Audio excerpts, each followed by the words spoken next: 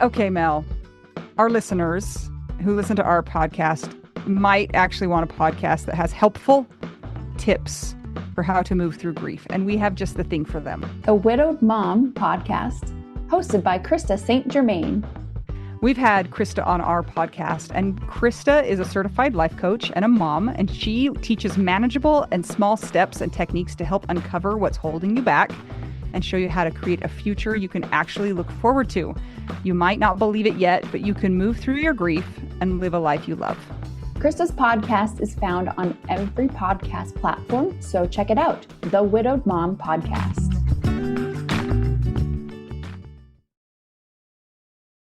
Well, welcome to the podcast today. I'm excited to talk to our guest. Do you want to tell us who you are, guest? I'm Aaron Simmons. Okay, Aaron Simmons. Enough said. Yeah, I feel like Aaron is the sheriff, and we are just here to learn the laws of the land. Aaron, where do you come from? I live in Boulder, Colorado. I'm originally from Louisiana. Oh, okay. That's two very different places. Mm-hmm. Colorado and Louisiana sort of mutually consider each other exotic. I can see that. Louisiana's like, wow, mountains, and Coloradans are like, wow, Southerners. Yeah, Right. they're like fried things. Fried Alligators. Right. Bayous. Jazz. Humidity. Ugh. No. How did you come to be in Boulder? I met my wife in Peace Corps, and she was from Lakewood, Colorado, and when we came back to the States, we settled down in Boulder. Can you explain the Peace Corps? Like, I hear those words, and then I hear AmeriCorps sometimes too. What? Tell us. AmeriCorps is sort of like Peace Corps for like home. So you go and you maybe teach in inner cities or something like that. And I don't know if they give you any kind of stipend for your apartment or whatever. I don't know it too well. Peace Corps is where you go abroad for 2 years. It's sort of like a secular mission. Whose is it? Who owns It's the U.S. government. Oh, Yeah, okay. you're technically a U.S. government employee, but you don't hardly get paid anything. Yeah. They give you this tiny little stipend at the end, and then you get a little money for as a teacher's salary, but host country teacher's salary, which is very small. Okay. Number one, do you get to choose where you go, or do you just say, I want to go somewhere, and then they send you yonder? It depends. So like if you don't know Spanish and you want to go to South America, they're not going to send you there. Okay. And if you have like a lot of opinions about where you're going to go, it's probably going to take longer to go. And it also might be the wrong attitude because you're about to go into a situation where you really need to roll with it. And so that if you have rigidity about that right up front, you're in trouble. Are you usually sent to one place, or do you go multiple places? It's one place and you stay there for like you kind of settle in a one spot, like one town, and work in a school or work with an organization, and you live there and you work there for 2 years. Does I this was still on a exist? tiny little island. Yeah, it does. It's still around. Is it? Okay. Because I feel like a lot of those things are. Yeah. It's actually has oddly bipartisan support, and so it doesn't ever seem to get cut. It's still around. Even I mean, they went after USAID really hard, but as far as I know, Peace Corps is still doing okay. Okay. It's very cheap. Sounds like it. Where did you end up going? Yeah. I was in the Philippines. I was on a tiny little island called Busuanga, which if you look at a globe is like a dot of ink on the map. It was like, I don't know, 100 kilometers across, maybe. It was really small. And how old were you? And how did you decide you wanted to do this? I was 28 when I went, which was a little old. Most people do it right out of college. So I was sort of mid-career. I'd been working as a software developer for about 5 years at that point. And I was having, I guess, what I could call a existential crisis. A quarter life crisis. A quarter life crisis. Yeah. That's right. When you're in your 20s, you think 30 is old. So what am I doing with my life? Joined Peace Corps, quit my job, and send me wherever. I don't know Spanish. Where am I going to wind up? And so they sent me to Philippines. Don't you need to know Tagalog to go to the Philippines? Well, so it is their national language, but they have something like 70 languages there. And so Even when better. you get when you get there, you learn whatever local dialect you're going to be speaking. And so they figured no one has any chance of that. I happened to learn Tagalog because of where I was stationed, but like my wife learned Ilocano. So there was just all kinds of different languages. It's wild. They have like hundreds of islands, 70 different languages. It's an amazing place. Sounds like a good time. And were you stationed in the same place as your wife? Same country. Yes. Tell us how this came to be. How we met. So we went over in the same batch. So they send over batches of volunteers, and so we were like 75 people or something like that, and they staged us in Michigan, where we all met each other, did some training, then get on the big plane and head over. And I met her there. So technically, I met her in the States, but Okay. she kind of sat cat a corner across from me on the airplane over, and during the kind of week-long training at the beginning, we just had this like flirty energy, chemistry thing going on. And then she got stationed way up in the mountains of northern Luzon, which is the big island that you usually think of when you think of the Philippines. And I was on that tiny little island in Busuanga, which is way off in the islands of Palawan, this archipelago. And so when we started seeing each other, me going to visit her was just like an epic journey. I've read this book later on that called it Lewis and Clark days. This is how getting around the country was. How many Lewis and Clark days did it take you to get there? So I had to take like a early in the morning bus across the island. I had to then get on an overnight ship to Manila, then get on a bus up to Baguio, and then another more janky bus that went through the valleys on the way to up into the mountains to go see her. It took like 2 days. It was just this massive trip. Those are the times where you hope that you don't have any gastric distress. Oh, there was gastric distress. That was the twisty turny going through the valleys bus would just make me so nauseous. So we came up with excuses to go to each other's sites. Like I went and did a computer training at her high school and stuff like that. Just coming up with really any reason at that point. And then there'd be trainings. They'd have volunteer trainings, and we'd get together whenever they would have us do that. Because she was in the education sector, and I was too. Did you get married in the Philippines? No, there were volunteers who did, though. Wow. We got married when we came home. Did you come home and like continued the relationship, and it was not so Lewis and Clarky, and then decided to get married? Yeah. Yes. Yeah. We got back, and we wanted to be together. And I had this like, was the Philippines like some kind of a dream? Like, are we going to like each other when we get back home? And so I didn't want to get married immediately, but we got married pretty quickly after like a year or so. It was real, even if we weren't having to cross rivers and stuff to see each other. We went back to her dad's place in Lakewood when we came home, and it was like, well, I can live here. It's fine. I don't have to go back to Louisiana. So when you were done, you went straight there with her? You didn't even go to Louisiana? No, we went straight back. I met her family and stuff. How did your family respond to that? Oh, so my mom and my dad came and visited me while I was out there. And so they met her. And so they were already familiar with her and stuff. Her dad came to visit while we were there. So I'd met him too. So when we got back, everyone figured this is what's happening. And so, we eventually went down to Louisiana to get my stuff and drove back, kind of did like a big road trip through the Southwest and went and saw a bunch of places and kind of camped our way across the Southwest. So it's not like I didn't go back home to visit. I just didn't go back to live there. Did we get this person's name yet? Oh, my wife's name was Polly. Okay. Is that short for something? No. Polly? Polly, that's like right. Polly Pocket. Yeah. That's right. Yes. Yeah.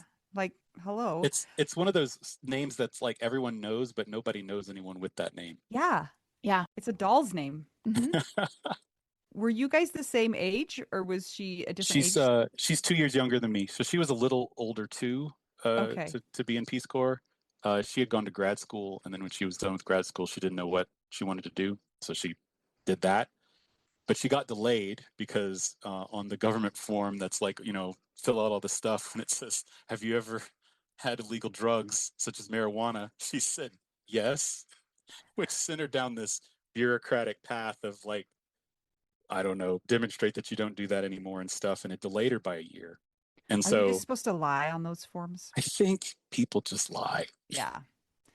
Okay. Especially if you think of the We didn't tell you self-selection of to. a Peace Corps volunteer type person. It's like, have you ever done pot? But Polly was honest to a fault. She was. That's what we're learning. That's like an example of how honest of a person that she was. And if she had lied, she would have gone somewhere else. Maybe. And what year were you guys in the 2006 to 2008. Okay. And then what year did you get married? 2010. Okay. Okay. This is a fun beginning story. I like this origin story. The Peace Corps is a funny environment for that kind of thing. You were asking, like, did we get married there? But other people did. To paraphrase their old ad campaign, it's the toughest dating service you'll ever love. Like, volunteers, like, you're young and you've all sort of demonstrated that you have a certain level of heart, and people just get together. But if you go into it with that idea that you're going to do that, it'll eat you alive. Like, you have to go in, genuinely. I feel like But it's the OG this Tinder, happens. It's like a super hard Tinder. with no app. It's like it's a boat and a train and a boat and a bus. Yep. Did you survive or not? So you come back, you get married, and then you got to figure out your life, not Peace Corps life. Like, what is your life like? It was pretty weird. Like, I got a software developer job again at the time with Rosetta Stone, the language learning people, which felt like a good fit at the time because I learned a language. Like, maybe I could help with that. And Polly was doing art. She's an artist. And so she did some shows and things. And then we kind of pretty quickly kind of got down to business, like got married, bought a house, started having children really quickly because it was just time. Her clock was ticking, but mine was too. It was time to do that stuff. And so then we had 3 kids, spaced 3 years apart each, which was some kind of miracle of planning. I don't know how that actually ended up happening. It's very mathematical too. I like it because it's like 3, 3, 3, 9. It's like a all of our stuff is in threes. Like every 3 years, a big school upset happens. Like just this past year, my oldest daughter went to high school and my middle daughter went to middle school, and it was just like, now I'm a 3-school. We're a 3-school family. Like, I'm one of those too, and it's so hard to keep track of when they're supposed to go to school. Like half the time, I'm like, "Are you supposed to be at school yet?" And then, what I find amazing is the like teacher emails. So like in elementary school, it's just like kind of the one teacher, but now it's like 7 in middle school plus 7 in high school, and it's like you kids have got to figure this out. I'm not reading these emails. Yes. Add on to that the 3 schools my kids go to all are named the city that I live in. So it's like City Elementary, City Junior High, City High School. And so they all, like, I have no idea where any of the emails are coming from. I'm like, you need to be more specific. You need to tell me what child, because I don't. City HS or something. I mean, even more than that. I need them to say, I am contacting you about such and such child from such and such school. Because, Don't you feel like our parents are so lucky that they didn't have to deal with emails about us, because email didn't even exist? I don't know. I was just thinking of like my mom, like she didn't know if I had a test tomorrow or whatever. Like, am I supposed to like get on my daughter for having a test or something? Do they really like email you guys and say there's a test? Oh gosh. Yes. It's for the helicopter parents. I don't know. We can follow all of their schoolwork and know what they haven't turned in. Back in the day, it was like a little yellow paper. You have to get like, and if you didn't give it to your mom, which I didn't, she didn't know ever. Yeah, like you could even get the little app to give you notifications every time a grade happens, and I'm like, please no. I don't need this level of detail. Wow. Mel's mind is blown right now. I got by with a pretty good grade point average, but it's not like I was super paying attention and I didn't really study. So I kind of just, I don't know, pick classes that I could get through and have a good GPA. I can't even imagine if somebody were hovering over me, teacher or parent, and bugging me about stuff. I would have like not gotten any good grades. It's like my kind of parenting philosophy has been very like far away from helicopter parenting, but just the pragmatism of being a solo parent makes that even more so. It's like, you kids have got to just do some stuff on your own a bit. I call that free range parenting. Yes. Or abdication. It's more the proper term for it. Free, Which, free range parenting is the nice term. yeah. How's it been going? Have your kids been kind of taking charge of some of their education stuff? They I do, think yeah, and they do just fine with it. Like they have risen to the occasion, I guess. and Oh. Anita's jealous of that. And I have them do stuff like they wash dishes every night. They alternate who's washing dishes. And I made a deal with them like, well, if they cook dinner, then I'll do the dishes. And so they cook dinner sometimes. I have this little office lunch menu on my next to my monitor in my home office, where they made up a little menu of stuff that you could have. And so in the summer, they come down and pretend to be a waiter and take my office lunch order and then bring me like a peanut butter and jelly sandwich or something like that. It's super sweet. It's adorable. Can we trade some kids? How old are your kids? 14, 12, and 9. Hey, we're very close. And I have 16, almost 13, and 9. So Okay. I will swap you. You have 4, right? Yeah. And then my oldest is 19. I'm not Okay. swapping her though. She's responsible. And she's an adult. Yeah. Yeah. She might have something to say about that. Okay, Aaron, we got to get back to Polly though, because Yes. yeah, you're having your life, you're having your kids, everything's going fantastic, and then it's not probably at some point in time. So tell us about that. So we have 3 kids. I have a job, right? She's a stay-at-home mom. Her sense of needing to make art kind of, and she stopped having shows and stuff because she's so busy taking care of the kids. But her art kind of came out in the house. So she hand painted the walls, like it looks like wallpaper, but it's like freehand painting. You can never move. Oh, I know. It's Ever. like the house is like it's her house. She like made custom furniture. She redid the bathroom, like just all this stuff that is in the house. So her art just kind of, she couldn't not make art, and it just kind of kept happening. And she would, the kids would join in. There's a lot of like hand print painting stuff in the house. Some of that stuff, the images I sent you have that, and images of a lot of that are in the book too. So we're going along, having this life. COVID happens, right? So I'm having to work from home, and things got real intense. And then COVID's over. My youngest is turning 5, right? He's about to enter, kindergarten. So like we're kind of leaving what I used to call the baby cave, where we just kind of got in the cave and didn't really see anybody for a while. It's like baby time the whole time. And Holly went through a sort of realization that she was kind of unhappy. She wanted to start doing more stuff out of the house, and she didn't want the vacuum of not having a kid at home to get filled with more domestic shit. And so she's like, what if we treated me doing art like a part-time job? Like, what would that look like? Because we kind of gotten used to, like, I work full-time, she's at home. How do you split things up? We need to rebalance it in this different way. And so we went through a kind of little rocky period of that, of kind of figuring out what that looks like, of like, okay, I need to start cooking dinner sometimes. I need to start taking care of the kids at school things, like just rebalancing stuff. Part of also what happened that year was her stomach muscles were all stretched out from having, birthed 3 kids, which she did fully naturally. Like she was just like an unbelievable badass with that kind of stuff. Like she just wanted to see if she could do it. And she did. And so our 3rd kid was 10 pounds. And so she was very large when he was born. And so her stomach was just like very stretched out. She felt like she didn't have any core strength, and, wrinkly post baby belly kind of stuff. And she wanted to go get an abdominoplasty to kind of fix that up. And she went in, and, we're nervous about it, and it went fine. She comes home, and 6 days later, she died of a pulmonary embolism.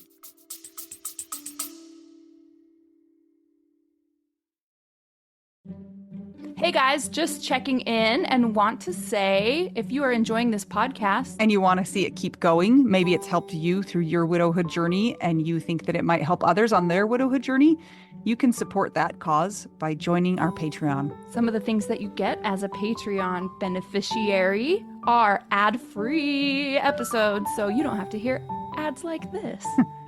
You also get exclusive content, and at a certain level, you might also get an exclusive t-shirt you can only get that place. That is true. It's pretty cool. There are 4 different tiers available, so check it out. It's patreon.com/WWDN. And as an extra bonus, very often you get your names read by one of my kids, and they will do a terrible job with the pronunciation. And that's like a bonus, I think. I think it's kind of the best. I would much rather hear somebody butcher my name than say it correctly. A child butcher it than an adult do it correctly. Yep. So go to patreon.com/WWDN to keep our podcast going and support the widowed cause. Yes. Thanks, guys. Back to our regularly scheduled program.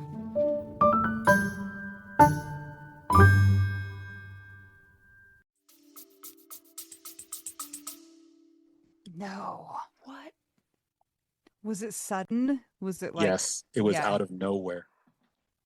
That night, so she'd been recovering fine. Like they tell you, you need to walk, you do all the stuff to keep the blood flowing and stuff. And so she was only ever laid up for a long time, like that first day. And then after that, she was up and about and getting better and better each day.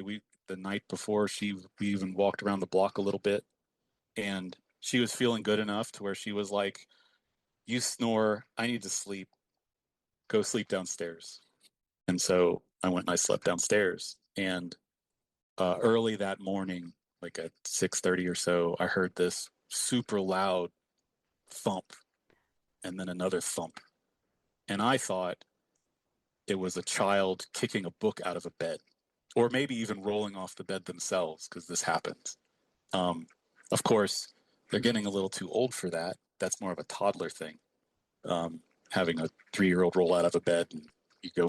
I remember one time we went in the room and we couldn't even find my daughter. She had rolled out of the bed and then under the bed. It was this weird, like, how did elves take her? Like, what happened? It's a standard toddler trick. Just disappear. So looking back on it, the thump was too loud for that kind of stuff, but that's my sleepy brain interpretation of it. And I went upstairs and like looked into the hallway, like, is anybody crying? And I didn't hear anything. And so then I went back downstairs and tried to go back to sleep. I couldn't. I got up and I was busy with work stuff because I'd been working from home that week to kind of take care of her, but I was also had this big work thing going on, so I was balancing both of them. So I'm like, oh, I'm up early, I can get some work done. My kids eventually come downstairs, and my oldest daughter, I can't remember where this came from, but she wanted me to go get some breakfast. So I went and I got some I ordered some bagels online and go pick them up, give them the bagels. Polly's still not downstairs. And I gotten her a coffee, and I thought, well, I'm going to go give her coffee in bed. What a good husband I am, you know? And I go up there and I look in the room, and she's not in her bed, which is weird. And I go, She wasn't under the bed either. She wasn't under the bed. I go look in the bathroom. She's not in there. Where did she go? And I go further into the bedroom, and I found her stumbled into the kind of open closet that was next to the bed. So from the doorway, you could see the bed, but not the space right next to it. So if you just step in, you know, I saw her legs, and then she had, I think, fallen to her knees and then fallen forward. I think that's the 2 thumps. I didn't, you know, I felt in that moment, like thinking back on it, it's like my life was like you put your hand inside of a sock and turn it inside out. Like my entire life went inside out in that moment. And I called 911. I had the phone on the ground, like with the speaker, and they're walking me through CPR and stuff. And the paramedics come and bust through the door and take over. Once it got handed over to them and I stood up, I realized that my kids are downstairs with strangers. They're like, what the hell is happening? Like, they must have been just terrified. Like, nobody told them that this emergency was going on. Like, I was focused on Polly. And I thought, I have to walk away from her now and go take care of them. And that was sort of the first moment of like the baton being passed to me for them. And so I went downstairs. We're all sitting together like in a big pile on the couch, and eventually the paramedic comes down and tells us, I think he said the patient is dead, some phrase like that. Perfect. Oh my gosh. I mean, you got to cut to the chase, I suppose. Yeah. And it's but like the Still. patient. and it's one of those like, I think I knew she was dead because she was cold, you know, and but you know, you think, well, maybe I don't know medical stuff, like maybe there's something. Even though if you sat and thought about it rationally, it's like it's been a few hours since that noise. Yeah. So there was no hope. But I find it interesting that the paramedics come in and they don't know the situation either. You have to try, right? They don't know how long it's been or whatever. You have to give it a shot. So, and also just kind of you get thankful for strange things like I didn't have to tell my kids this news, that we all learned it together. Yeah, that's so interesting. Even in the most like blatant, brusque way, but Yes, all together. that we learned it together. Like I didn't have to tell them. In fact, I didn't tell anybody. Like I gave them my brother-in-law's phone number and it went from there. Like I gave the policeman, I mean. And even after that, like, you know, people ask you if there's anything that they can do or whatever. And I was like, you can tell everybody. I just couldn't do it. Like a bunch of funny little coincidences happened. So my brother-in-law was on his way out of town, like driving out of town with his family to go for a vacation, and got the call, turned right around. They hadn't gone too far, came to my house. My other brother-in-law was like going to be laying over in Denver on his way back home. He got the call before he got on the plane. So they came. My father-in-law came over. So this is all her family because my family is in Louisiana and Arizona. Her dad comes over before they had taken her away, and he wanted to go see her up in the bedroom because he just needed to know. And he had lost his wife back when Polly was right out of high school. But she was like 18 or so. Her mother had died of brain cancer, and so he's this very taciturn dude. I always have a hard time kind of reading his emotions, but he's like, "You're gonna need to eat. You have to remember to eat." And it's like, it's true. It's like a grief pro tip. Yeah. He's like remembering how it was for him. Yeah. Aaron, all of these things that you've just told us are so traumatic. Like, how are you dealing with the trauma of that? Like, all of those things, finding her, having heard her, but not responding to her, like that comes with a lot of feelings. Mm-hmm. And how do you deal with that? I mean, the kids being there, having to manage their like all of it. I think of the alternate versions of stuff where it could have been worse. So like if I had not slept in the basement and I'd slept with her, would I have been able to know what was happening? Or was it just sudden and she would have just died in my arms or something? Which is, you know, I felt the sense of like I abandoned her. Like she is like, as a husband, you have one job, right? You have to protect your wife. And it's like I wasn't there for that moment, even though they tell me that it was so sudden that, you know, you can't do anything about it. But like if she had been dying in that moment, the kids would have woken up maybe and seen her, right? Which would have been worse. And so it's like the way that it ended up happening was better than it could have been as far as like coping with that kind of stuff. So I went, you know, I went to therapy a bunch. I had the kids in therapy. My joke at the time was it's like other people have sports, we do therapy, right? It's the widowed parent's favorite pastime is Yes. driving a kid to therapy. I remember when I was able to get the two therapists to overlap a little bit. It was like a game changer. I also didn't go back to work for a while, like 3 months, which was this funny. My work played this sort of like conspiracy to help me, where they just kind of like shuffled the HR papers a lot. And it's just, I was just on PTO that whole time. I felt so like grateful to them, but I didn't ever have to take leave. I just didn't go. Wow. It was so, They were like, Aaron's lost, but we can't find him we don't, now. it's fine. Yeah. It's fine. And during that time I just went on these long hikes. Like I would just go, my mom was in town for a little bit before she had to go back to work. And then after that, I would try to time it so that I would leave as the kids left school and I'd come back when they get home. And I would walk out the front door and just head to the mountains, which, I'm in Boulder, so the mountains are close, but usually you drive to the trailhead. I would just walk down the street until I got to the mountains and then head up and do these like giant 18-mile loops through the mountains and stuff, just walking and walking and walking. That's very funny That's because it's our same situation. it's like that's the best thing you can do. I wished so bad that my body would have let me even walk outside because I had a car accident before Scott died, and then it was just too much with the shock. And I was like, if I could walk, this might help, but I couldn't. So I'm so sorry that you had the reason to walk 18 miles, but so glad that you had that available. Yeah, I didn't know what else to do. I mean, Polly and I also had just sort of a culture of walking. Like she would walk the dog this like 3.5 miles every day, walk, and I would go do that walk. And I would think I also certainly at the very beginning felt like she was with me on the walks, like this very strong sense of presence. And I don't know how long it took me, but I just started talking to her out loud, which you feel very self-conscious about at first. But now I'm just like, F it, talking to my dead wife. I don't know if that's real or not. Is that in my head? I don't know. I feel like the neighbors were like, there's the old widower Simmons walking down the street. There he goes again. He's going up to the hills again, the widower Simmons. There, let's get him a walking stick for Christmas. Talking to Polly again. Yeah.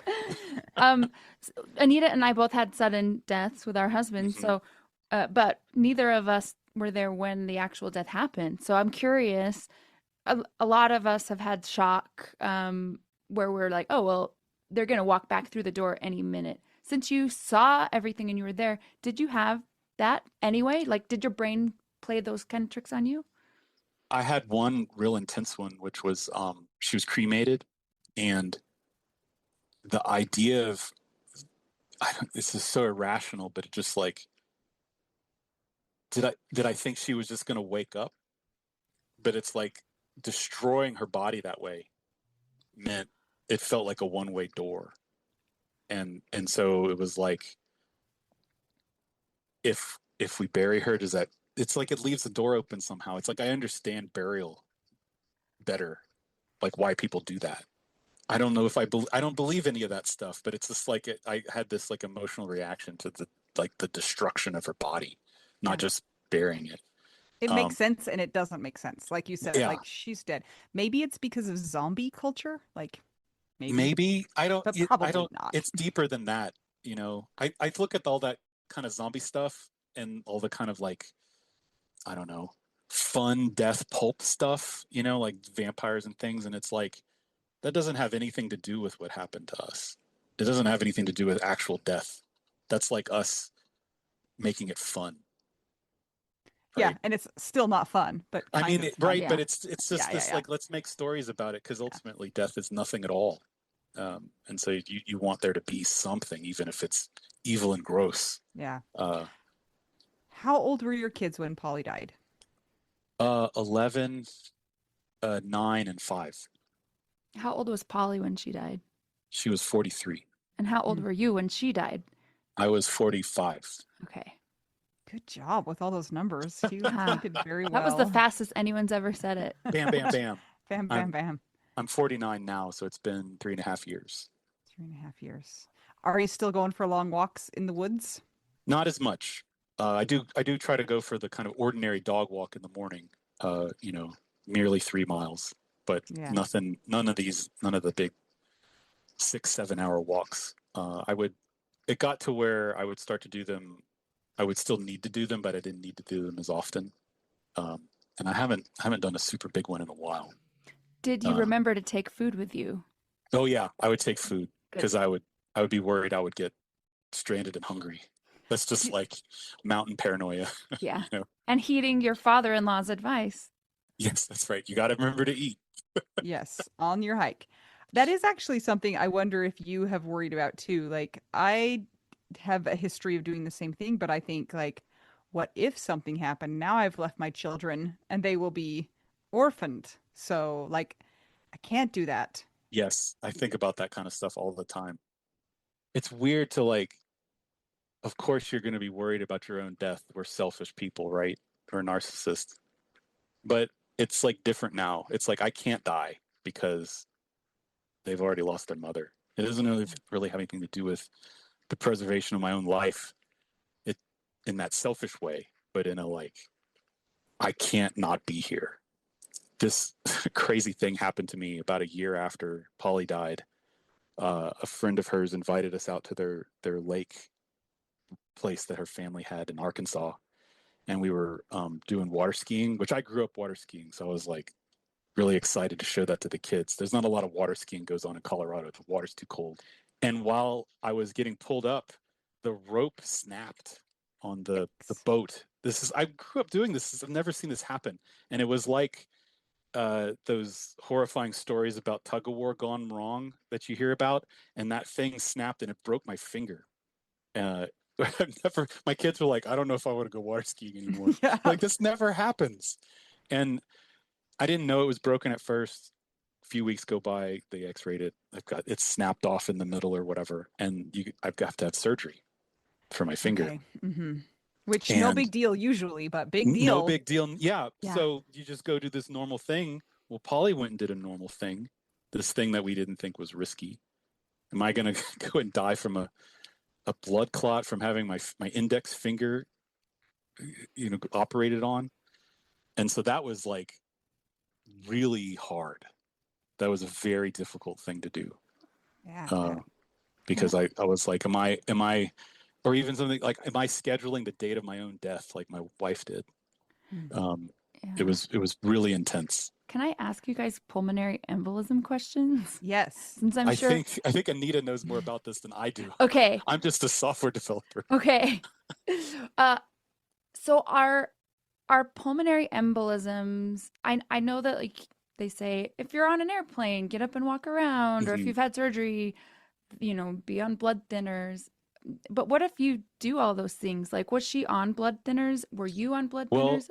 so Probably not. my brother-in-law, her brother is a doctor, a physician, and so if you're on blood thinners, it's going to interfere with the healing of the big abdominal scar. So you're caught between these two extremes, and so she couldn't be on blood thinner because then she wouldn't heal. But all of medicine is choosing the least bad option. Like, you Yeah. have bad options and you have to choose the least bad one. So then you weigh, is the risk of blood clot bigger, or is the risk of using a blood thinner bigger? And you make those determinations. And a lot of surgeries, they don't put people on blood thinners. The really heavy thing for me trying to come to terms with is like, okay, so you have cancer, you need to go get surgery for cancer, and you're balancing the risk of the surgery against dying of cancer, right? It's pretty clear what you do. Polly didn't need to do this. It was an elective cosmetic surgery, right? And so choosing the least bad option in that context is very different. We didn't have to do any of that stuff. So I've struggled with that Yeah, a that's lot. hard. That's kind of like Scott's. I mean, he did need to do the tonsillectomy, but it was like, who dies from a tonsillectomy? Well, yeah, Right. right. You don't think of it. And it's like, do you go through your life not fixing the problems that you have? I mean, Yeah. like, I could have not fixed my finger. I could have just had this janky broken finger for the rest of my life. And I just thought, like, what a weird example for my kids to just like live in fear forever. Right. Or not take care of yourself. Like, and not take care of Yeah. myself. Yeah. yeah. So Yeah. again, it kind of can flip from like protection to insanity, like I Yes. want to protect you guys from me dying, but also like that's Yeah, it can become pathological really fast. Right. Like where I'm like, Yeah. I'm just going to work in my basement. I'm not going to go anywhere. Mhm. Like, right. That doesn't seem like any kind of way to teach your kids to live. And so I went and got this finger surgery. And so that was really hard. Yeah. Congrats on not getting a blood clot I afterwards. didn't get a blood Yes. clot from my finger. Yeah. Yeah. I forgot my grandma actually died from a pulmonary embolism after heart surgery. I totally, yeah, we saw her. We went to the hospital and saw her. She was like fine, la la la la la. And like 45 minutes later, we got a call. Grandma's dead. What? Oh, Yeah. It's like what the? The- So I'm so sorry, Aaron. The crazy thing about the pulmonary embolisms too is that like you can get one lodged in a little vessel and it's not that big of a deal, but if it gets lodged in like the main vessel, it's like you die yeah. like Yeah. right then and there immediately. The autopsy said that it was a very large blood clot at the saddle. Yeah, a saddle blood clot is you're dead. You're just You done. died. Yeah. Like Mhm. if it had gone on one side or the other and blocked off like that lung or whatever, she would have been in a bad way, but we would have had time to Yeah. to go in. But that's I also sometimes you get obsessed with sort of unknowable questions. And I thought that autopsy would answer a bunch of stuff like where did it come from? Did it come from her legs because we weren't walking around enough? Or did it come from the scar? I don't know what that tells me, but I was hung up on that question for a long time. Yeah. Like, where did the clot come from? Did we do something wrong? Everyone tells us we were doing the right things, but clearly something didn't work. What beliefs or non-beliefs did you have before this, and have they changed since she's died? And where are you at now with that? We were atheists. We are atheists. Afterwards, I've gotten, I don't know how to say this exactly, an appreciation for why people believe what they believe. You just have to survive. And I think sometimes believing those things helps. And so, I've started calling it complicated atheism. I talk to my dead wife. I supposedly don't believe she's listening, right? Yeah. But I do it anyway. I don't know what that means. Yeah. You said that you felt her nearby too when you were like on your walks. So that is complicated because you're like, if you think that their energy like just is gone, there's no afterlife or whatever. But is it a coping mechanism in your mind, where like even knowing that that's the case doesn't necessarily change the subjective experience of it. It'd be like saying, I clearly don't have a broken leg, but you have a broken leg. Like you feel it, whether it's real or not. But I also we're kind of obsessed with what's real. And so I read a lot of comic books. It's a weird thing to quote. There's this quote in this comic book that said, what happens in your head also happens. And so does it matter if it's real or not? Are you familiar with Pascal's wager? This like philosophical conundrum. So it's like, you should probably act like you believe in God in case he exists. Oh, yeah. Right? Okay, I have Right. Everyone knows this. They just don't know the like philosophical word for it. Yeah. I've started calling it Pascal's wager for dead wives. And so it's like, would I behave differently if I thought she was really gone versus if she could see me? And I don't think I would.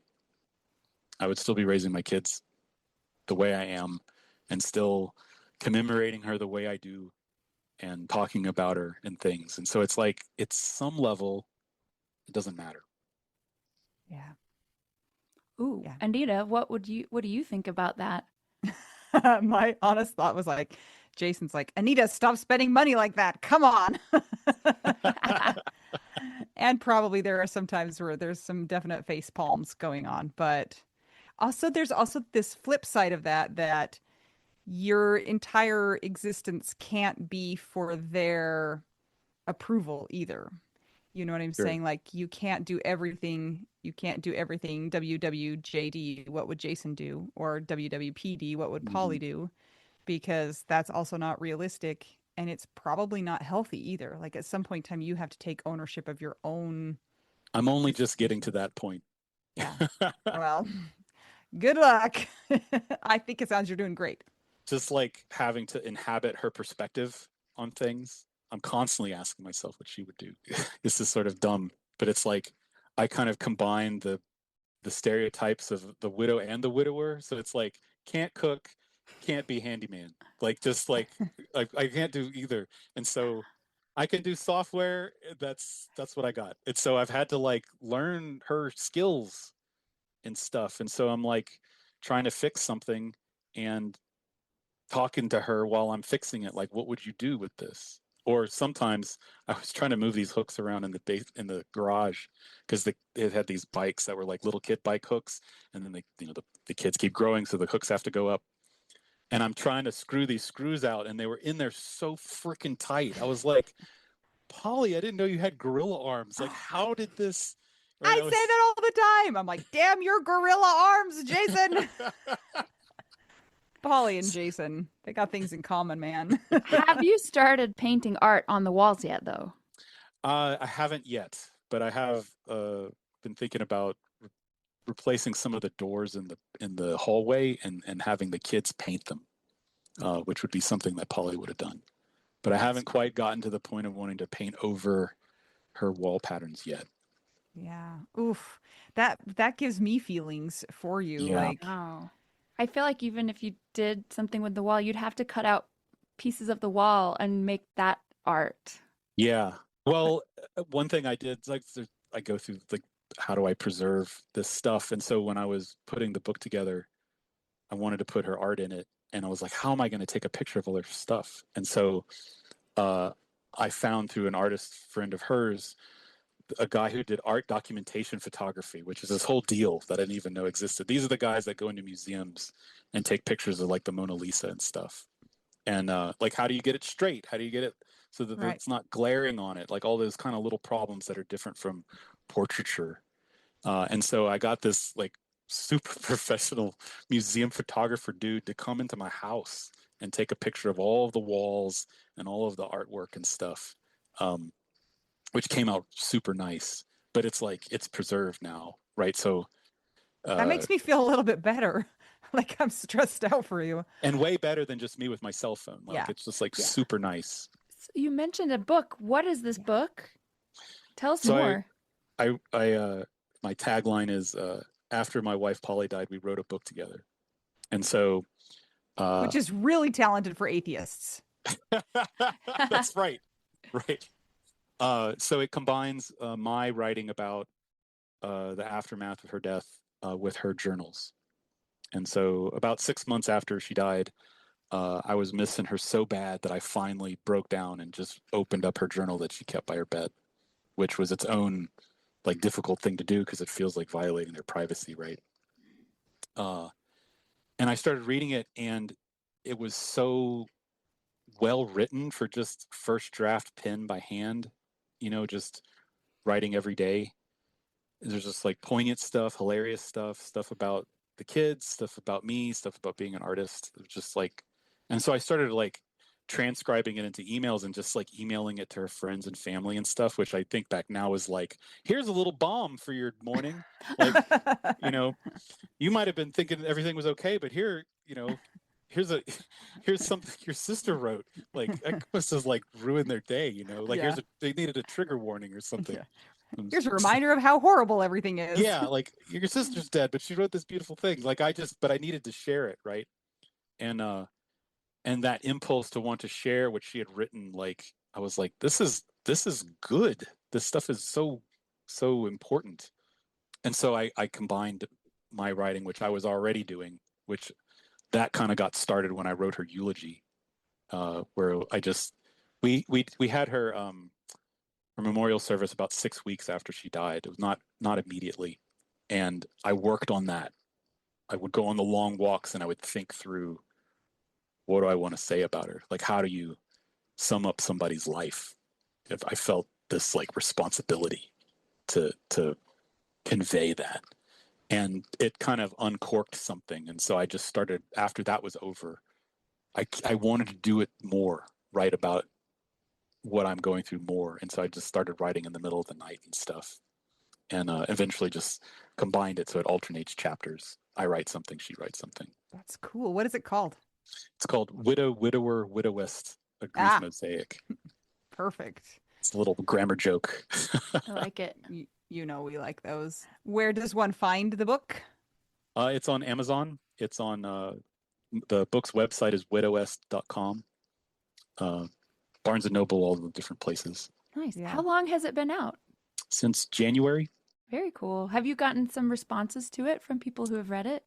Yeah, this whole publishing was this whole new deal for me. So you have an advanced reader team that you send your pre-release copy out so that they can go put reviews up on Goodreads and stuff. And so I started getting, I would see, it's like extended network of people, everyone in Peace Corps, like her family, my family, and on and on. And so they started posting these reviews on Goodreads and stuff. And I was just so struck by the things they would say about it. Like it really touches people, I think. Which I don't know what my goal was in writing it, other than that I just had to do it. Like I wanted to just share Polly's voice with the world and let her speak for herself. Yeah. And like her journals by themselves, I don't think anyone would have really paid attention other than her family and friends. And so I'm like providing sort of the context in which you might care to read it.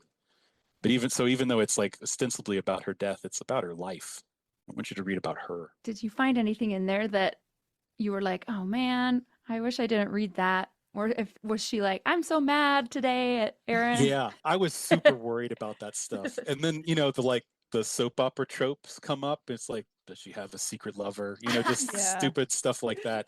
Which And, happens. We have so many people who that happens to. Yeah. They find out something, not necessarily a lover, but sometimes that, or just like things that really rock their world because their whole worldview is made on this, and then they find out that like maybe she never got over some old boyfriend, or I don't Yeah. know what. Like I was super worried about that. And so no.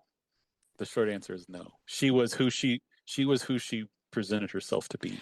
I never went through Scott's phone after he died. I just was like, you know what? I didn't need to know. I mean, I'm sure he was frustrated with me because I couldn't be frustrating, I guess. So I mean, there were little parts where she would be angry with me about something.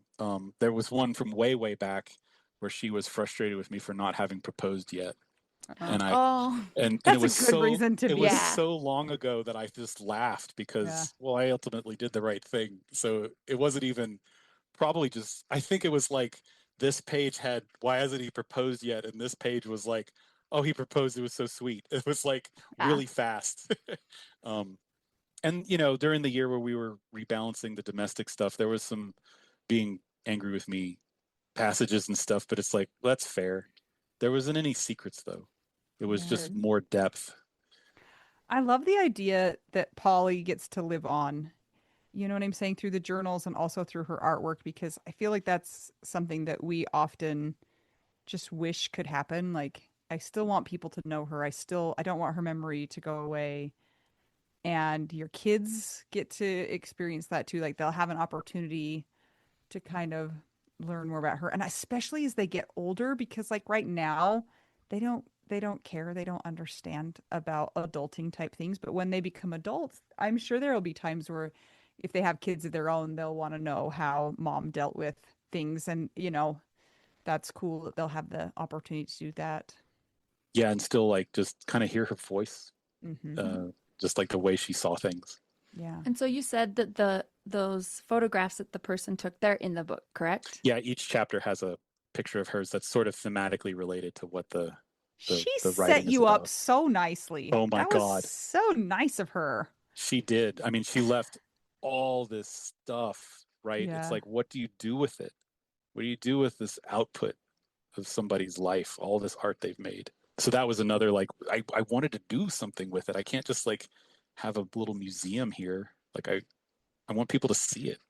You could open the Widower Simmons Museum in Boulder, Yeah. Colorado. You know, it's interesting too. And it's like you look back over artists throughout the centuries and it's like, hey, people like Bach, it's like they were not well known until after their death.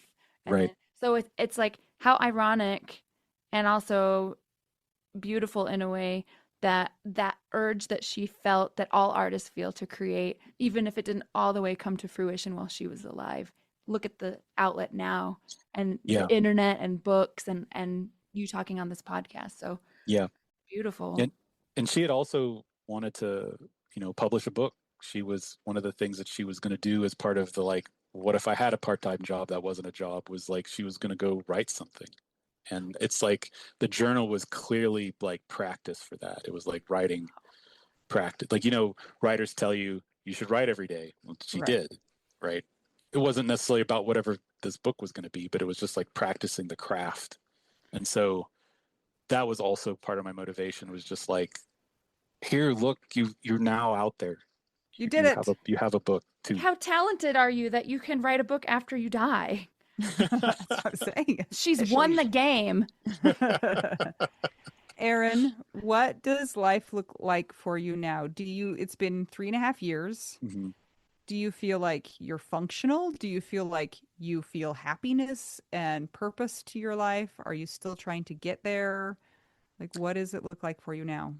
I read, when I was in the early stages of this stuff, I read a ton of grief books, like grief science and other things. And they talk about the grief psychologists talk about the dual process model. Mm-hmm. You probably heard this. Yes. So you oscillate between being screwed up and being competent.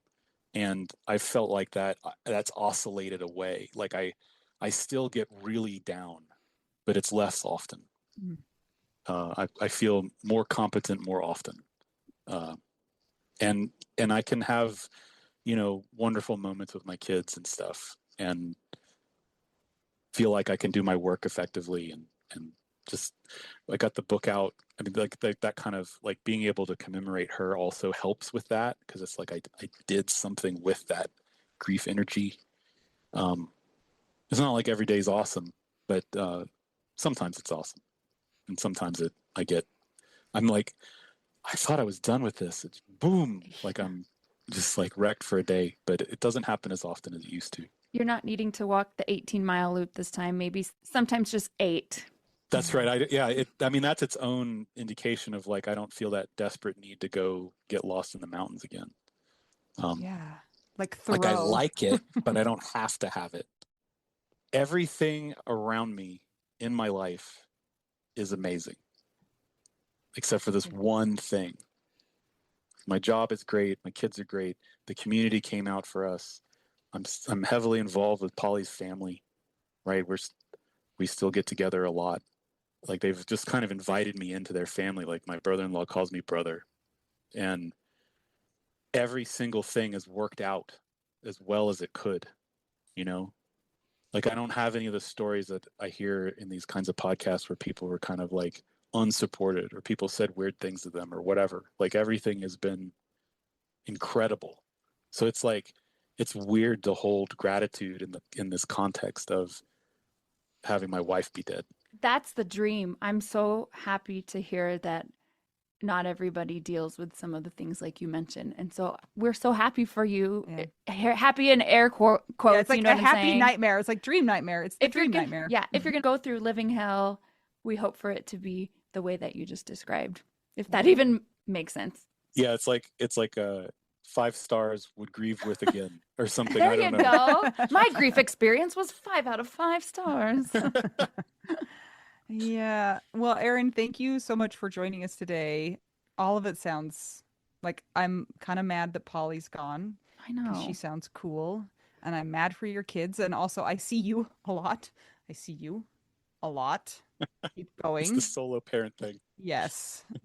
And the end of school and all of that. So we hope our listeners have enjoyed listening to you. And Mel, we got to ask him our final question. I will do this. So what's your favorite cheese? The cheese itself is lame, but the context is good. Wait, So, is there a lame cheese? If you say that cheddar is lame and it's cheddar, then I fight common? Okay. you. Okay. Well, it's cheddar and summer sausage with Triscuits on the top of a mountain. So, like, with the kids and I'll go hiking, right? You bring that stuff up to the top, and you're thirsty and you're tired and you're sweaty, and you get out the little board and you cut the cheese and put it on the Triscuits, and it's wonderful. Okay, I have a very specific question. Do you put the Triscuit salt side down or salt side up. I thought that they're all salted all the way around. Nope, they are not. This is where have I not paid enough attention? There's a salt side. Wait. No, Anita, wait. I think, are you Mm-hmm. talking about the thins? Because I think the thins are like that, but the regular ones are all, they're even. I don't think they are. We're going to have to go to the store right now because you have to get the salt side on your tongue. Aaron, you have to do an experiment, please. Yes, I am gonna. Now I'm always gonna think about this now. It's like, is there a salt side? I'm Right? not looking at it. I Like, love Triscuits. Should I run upstairs? Do you have Triscuits? Yes. I swear they're on, it's all You coated. have the thin ones or the thick ones? The thick ones. I love cheddar. It will always be my favorite cheese. I don't think I can change it. So I will defend cheddar forever. And I support that you added it into your favorite cheese. And that's a delicious snack. It's a great snack. So I approve of this message. You know what I used to do? I used to take wheat thins and put cheddar on the wheat thin and then get one of the pickled jalapeno slices and put it on it and then microwave it and eat like 12 of I'm them. pretty sure that was like a picture on the box. Remember how they used to have like Yeah. suggestions to probably. make these like, yeah, for your party, for your cocktail party. Yeah, I ate So- those before I ate a pizza that I made out of a slice of bread when I was 12. You can see I don't really have high No. stakes for I mean, food. We also grew up in the era where you just like made stuff It's the like that 80s too. and 90s. Yep. Yeah. Did you ever put butter on saltines? What? No. No. Mhm. Yeah, that was like my grandparents. Saltines have a salt side up. I love saltines too. Where Triscuits don't. Okay. Yeah, like a Ritz has a salt side up. I want Yeah. you to test it. I want you to Yep. want you to figure I want you to look and please report back. Let's take because votes. I vote that there's no side. It's all coated. You think it's all sides? That's what Yeah. I think. I'm right. telling you, my vote is that there's one side that's salty. I swear So, there's not. Okay, If I can't I'm wait right, to find out. I get a box of Triscuits as my price. That's right. That's the That's weight, the price. the wager. Okay, Okay. I will buy you a box of Triscuits if we're wrong on That sounds behalf great. of both Aaron and myself. I got you, Aaron. Don't worry about it. All right. All right. I'll pay for it. Okay, awesome. Thank you so much, Aaron, for joining us today. Everybody, check out the book. Remind us what it's called, Aaron. It's called Widow, Widower, Widowest, A Grief Mosaic by Aaron Beautiful. Simmons and Polly Simmons. And Mel will put that in the snow notes. I'll put it in the snow yotes. Yep. Perfect. If you guys listening would like to keep the podcast going, will you check out our Patreon? It's patreon.com/WWDN. If you'd like to buy us tacos, whether that's salt side up or not, go to buy me gross. That sounds so gross. buymeacoffee.com/widow we do now. And we always love a nice rating and review on Apple Podcasts and Spotify. Check us out on YouTube. And we have some videos on YouTube of us talking and some shorts of some of our guests. And then all of the audio automatically goes to YouTube anyway. So you know what that means? If something happens and like the world explodes or we both die and our money stops going to our podcast host, it'll always be on YouTube. So Okay, beautiful. there you go. Check it out, everyone, if you want. Yes. Until we get to talk to you again. I'm Anita. I'm Mel. And I'm Aaron. We're just two young widows. And the crazy widower Simmons Yes. is going to the hills for an 18-mile walk. Where's my And cane? we're all just trying to figure out, widow, We do. now.